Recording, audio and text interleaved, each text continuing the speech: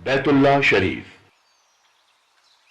یہ ہے دنیا کا مقدم ترین مقام، دنیا کا وہ ٹکڑا جس کو اللہ کا گھر قرار دیا گیا ہے، مسلمانوں کا قبلہ اور طواف عشق کا مقام۔ یہ بیت العتیق بھی ہے، وہ مقام جو کافر بادشاہوں کے تسلط سے ہمیشہ آزاد رہا، جس کی حرمت خود باری تعالیٰ نے اپنے پاک کلام میں بھی بیان کی۔ ترجمہ: اللہ تعالیٰ نے حرمت والے گھر کعبہ کو لوگوں کے قیام کا ذریعہ بنایا ہے۔ فرشتوں کی تعمیر۔ بیت اللہ شریف کو سب سے پہلے تعمیر کرنے کی سعادت فرشتوں کے حصے میں آئی۔ خود رب کائنات نے حکم فرمایا کہ بیت المعمور کی مانند زمین پر میرا گھر بناؤ۔ فرشتوں نے حکم کی تعمیر کی۔ جب یہ گھر تیار ہو گیا تو اللہ تعالیٰ نے اپنی زمین پر رہنے والی مخلوق کو حکم دیا کہ میرے گھر کا طواف کرو، جیسا کہ آسمان پر فرشتے بیت المعمور کا طواف کرتے ہیں۔ حضرت آدم علیہ السلام کی تعمیر۔ فرشتوں کے بعد حضرت آدم علیہ السلام کو بیت اللہ شریف کی تعمیر نو کا حکم دیا۔ ارشاد باری تعالیٰ ہے: زمین پر میرا ایک گھر تیار کرو اور اس کے گرد طواف کرو اور مجھے یاد کرو، جس طرح فرشتوں کو میرے عرش کے ارد گرد طواف کرتے ہوئے آپ نے دیکھا ہے۔ اللہ تعالیٰ کے حکم کے مطابق حضرت آدم علیہ السلام نے خانہ کعبہ تعمیر کیا۔ حضرت ابراہیم علیہ السلام کی تعمیر۔ حضرت نوح کے دور میں طوفان نے کعبۃ اللہ کو پوشیدہ کر دیا۔ طوفان ختم ہونے کے بعد خانہ کعبہ کے مقام پر سرخ رنگ کا ٹیلہ نمودار ہو گیا۔ مومنین اس مقام پر آ کر دعائیں کرنے لگے۔ اللہ رب العزت نے حضرت ابراہیم علیہ السلام کو بیت اللہ شریف کی تعمیر کا حکم دیا۔ حضرت ابراہیم اور اسماعیل علیہ السلام نے مل کر بیت اللہ شریف کو تعمیر کیا۔ حضرت ابراہیم علیہ السلام تعمیر کا کام کرتے اور حضرت اسماعیل پتھر لا کر انہیں دیتے۔ بیت اللہ شریف کی تعمیر کے بعد حضرت ابراہیم نے ایک ستون میں حجر اسود نصب کیا۔ قریش مکہ کی تعمیر۔ قریش مکہ نے خانہ کعبہ کی تعمیر کی۔ رسول اللہ صلی اللہ علیہ وآلہ وسلم نے بھی تعمیر میں حصہ لیا۔ قریش کی تعمیر سے قبل کعبہ کی تعمیر میں مٹی یا چونا لگایا گیا تھا۔ باہر کی جانب دیواروں کے اوپر پردے ڈالے جاتے تھے۔ قریش نے کعبے کی تعمیر گارے سے کی تھی۔ عبداللہ بن زبیر رضی اللہ تعالی عنہ کی تعمیر۔ عبداللہ بن زبیر رضی اللہ تعالی عنہ نے کعبہ کی تعمیر چونے سے کروائی جو یمن سے منگوایا گیا تھا۔ حضرت عبداللہ بن زبیر نے کعبے کی دیواروں کو مشک سے لپوایا اور کتان مصری کا غلاف چڑھوایا۔ اس دن بہت سے غلام آزاد کیے گئے اور بڑی تعداد میں اونٹ اور بکریاں ذبح کی گئیں۔ اس کے بعد حجاج بن یوسف اور سلطان مراد کے دور میں خانہ کعبہ کی تعمیر ہوئی۔ سلطان مراد کی تعمیر موجودہ دور تک باقی ہے۔ ارشاد نبوی صلی اللہ علیہ وآلہ وسلم ہے کہ مومن کا قلب عرش الہی ہے، یعنی مومن کا قلب دراصل خانہ کعبہ ہے جس کا اصل مسکن خود اللہ تعالیٰ کی ذات ہے۔ جب دل ہر طرح کی خواہشات سے آزاد ہو جائے تو یہ کعبہ بن جاتا ہے۔ خانہ کعبہ کا اندرونی منظر۔ خانہ کعبہ کے اندر لکڑی کے 3 ستون ہیں جو بیت اللہ کی چھت کو تھامے ہوئے ہیں۔ انہیں حضرت عبداللہ بن زبیر رضی اللہ تعالی عنہ نے لگایا تھا۔ یہ ستون 1350 برس سے آج تک نصب ہے۔ خانہ کعبہ کا فرش سنگ مرمر کا ہے، اس میں زیادہ حصہ سفید رنگ کا ہے۔ خانہ کعبہ کی اندرونی دیوار رنگین سنگ مرمر سے بنی ہے جس پر نقوش موجود ہے۔ بیت اللہ کو اندر سے گلابی مائل سرخ رنگ کے ریشم کے پردے نے ڈھانپا ہوا ہے۔ ان پر سفید دھاگے سے کلمہ شہادت اور اللہ کے نام تحریر ہے۔ حتیم۔ خانہ کعبہ کی شمالی سمت میں واقع یہ حصہ حتیم ہے۔ قریش نے خانہ کعبہ کی تعمیر میں حضرت ابراہیم علیہ السلام کی وضع کردہ بنیادوں میں سے یہ حصہ چھوڑ دیا تھا۔ حتیم کی دیوار واضح کرتی ہے کہ یہ بیت اللہ کا حصہ ہے۔ حتیم کو اکثر نمازیوں کے لیے کھلا رکھا جاتا ہے۔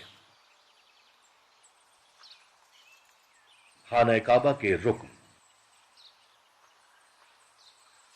पुराने वक्तों में हुज्जाज के रास्तों के नाम उन मुल्कों के नामों पर पड़ जाते थे जहां से हुज्जाज आ रहे होते थे। इस जमाने से ही ये कोने मुख्तलिफ मुल्कों के नाम से मौसूम हो गए। रुकने हजर अस्वद में हजर अस्वद नस्ब है। इस कोने से तवाफ का आगाज होता है। रुकन यमानी खाना काबा के जुनूब मगरिब में बैरूनी कोना है। तवाफ के दौरान ये हजर अस्वद से पहले आता है।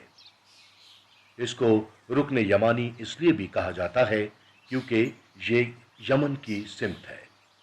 शाम की जानिब कोने को रुकन शामी और इराक की जानिब कोने को रुकन इराकी कहा जाता है। किस्वा गिलाफ काबा। सबसे पहले काबा को यमन की तबाह कौम ने गिलाफ पहनाया। इसके बाद बादशाह और फरमारवा इस पर अमल पैरा रहे। रसूलुल्लाह सल्लल्लाहु अलैहि वसल्लम ने बैतुल्लाह पर सफ़ेद गिलाफ चढ़ाया था। इससे कब्ल ये सुर्ख रंग का होता था। बाद अज़ां ये सब्ज रंग में मुंतकिल हुआ और आखिर में स्याह रंग हो गया, जो कि अभी तक बाकी है। किस्वा की तैयारी के लिए खुसूसी फैक्ट्री बनाई गई है। इस गिलाफ का वजन 850 किलोग्राम है। गिलाफ काबा के कपड़े में 760 किलोग्राम खालिस रेशम इस्तेमाल किया जाता है। गिलाफ पर कढ़ाई के लिए 120 किलो सोना और 100 किलो चांदी इस्तेमाल की जाती है।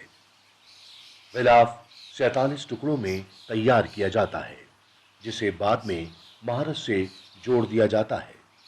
गिलाफ काबा को साल में 2 बार तब्दील किया जाता है। मुकाम इब्राहीम। हजरत इब्राहीम अलैहिस्सलाम काबा की तामीर कर रहे थे। दीवारें बुलंद होने की वजह से हजरत इब्राहीम अलैहिस्सलाम जमीन पर खड़े होकर तामीर करने से कासिर हो गए, तो एक पत्थर नीचे रखकर तामीर करने लगे।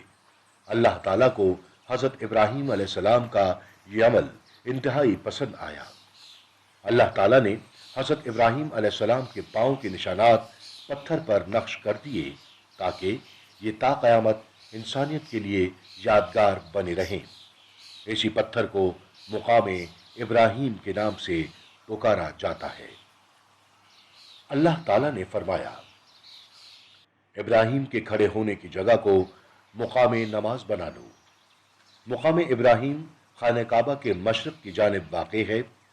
अब इस पत्थर के गिर्द एक सुनहरा फ्रेम लगा दिया गया है। इस मुकाम को मुसल्ले का दर्जा हासिल है। तवाफ काबा के बाद यहाँ 2 रकत नफिल अदा करने का हुक्म है। हजर अस्वद। हजर अस्वद खाना काबा के जनूब मशरक़ी बैरूनी कोने में नस्ब है। जन्नत का ये पत्थर पहले हजरत इब्राहीम अलैहिस्सलाम और फिर रसूल अकरम सल्लल्लाहु अलैहि वसल्लम ने खाना काबा में नस्ब किया था। ये तवाफ के आगाज का मुकाम भी है। ज़मीन से इसकी ऊंचाई 1.5 मीटर है। हजर अस्वद को खालिस चांदी से बने हुए एक फ्रेम में नस्ब किया गया है।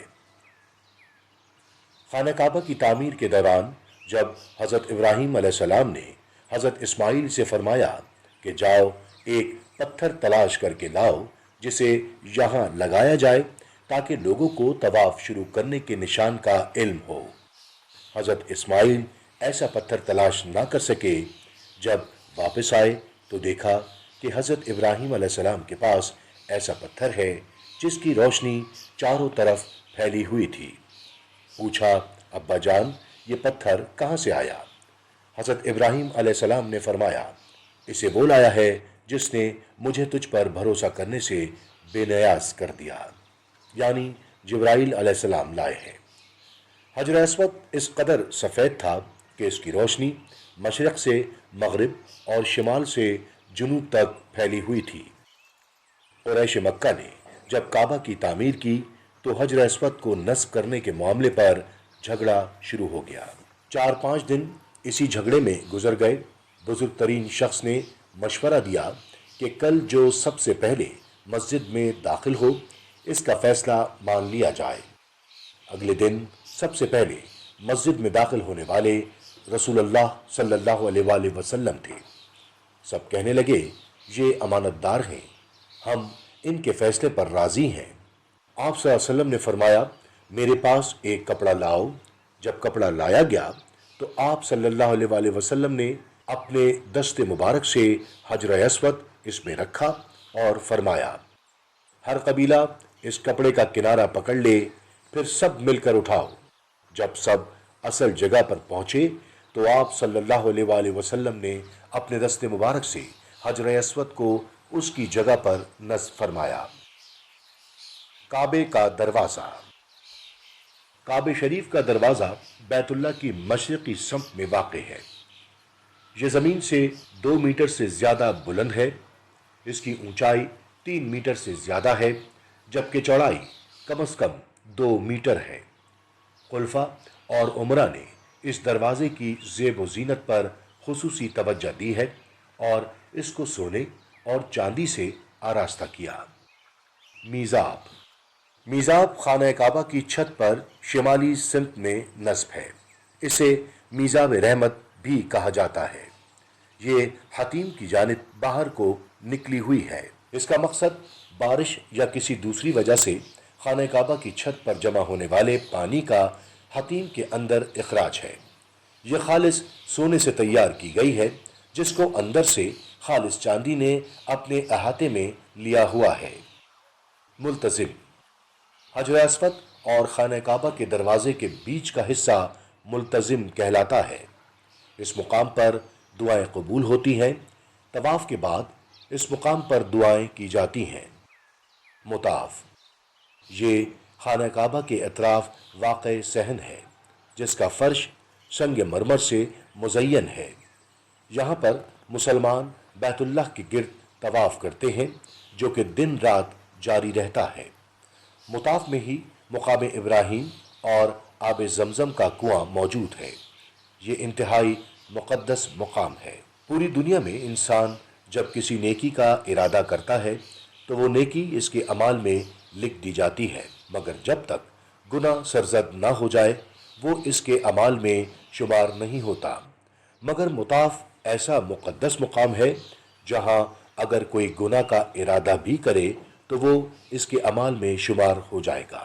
اس لیے اس مقام پر انتہائی احتیاط کی ضرورت ہوتی ہے۔ انبیاء اکرام علیہ السلام میں سے ہر پیغمبر اللہ تعالیٰ کے حکم سے اپنی قوم کے صالحین کے ساتھ مکہ مکرمہ ہجرت کر جاتے اور پھر اللہ رب العزت کی یاد میں مشغول رہتے یہاں تک کہ ان کا وصال ہو جاتا اور پھر بیت اللہ کے قریب ہی ان کو سپرد خاک کر دیا جاتا۔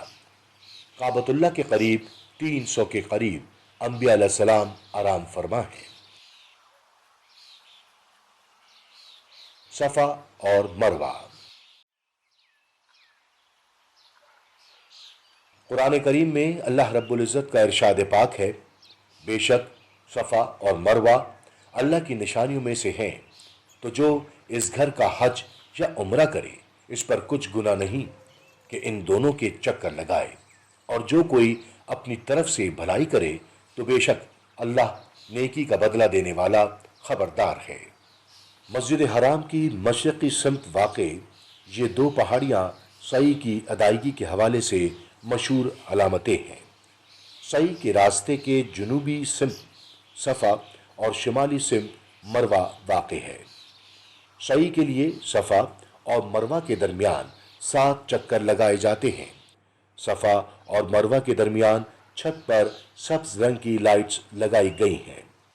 اس حصے میں مردوں کو سعی کے دوران دوڑنا ہوتا ہے۔ حضرت ابراہیم علیہ السلام جب بی بی ہاجرہ اور ننھے اسماعیل علیہ السلام کو اللہ تعالیٰ کے حکم کے مطابق بیت اللہ شریف کے قریب چھوڑ کر گئے تو آپ نے کچھ کھانے کا سامان اور پانی بھی ساتھ چھوڑا جو کچھ مدت میں ہی ختم ہو گیا۔ ننھے حضرت اسماعیل علیہ السلام پیاس کی شدت سے رونے لگے۔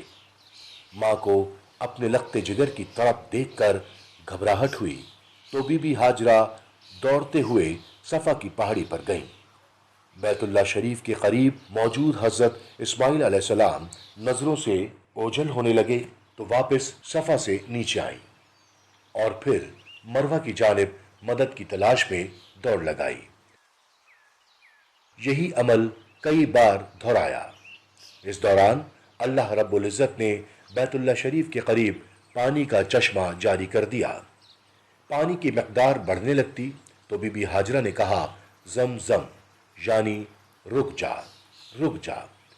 انہی الفاظ کی مناسبت سے یہ آب زمزم کہلایا۔ آب زمزم کا کنواں یہ ایک زندہ جاوید معجزہ مطاف میں بیت اللہ سے 21 میٹر کے فاصلے پر زیر زمین واقع ہے۔ زمزم کا چشمہ حضرت اسماعیل علیہ السلام کی اینڑیاں رگڑنے سے پھوٹا تھا اور آج تک جاری و ساری ہے۔ ماضی میں لوگ اس کنویں سے پانی نکال کر پی سکتے تھے۔ اب اس حصے کو زائرین کے لیے بند کر دیا گیا۔ مسجد الحرام اور مسجد نبوی صلی اللہ علیہ وآلہ وسلم میں جگہ جگہ کولرز لگا دیے گئے ہیں جہاں سے نمازی پانی پیتے اور وضو کے لیے پانی ساتھ لے جاتے ہیں۔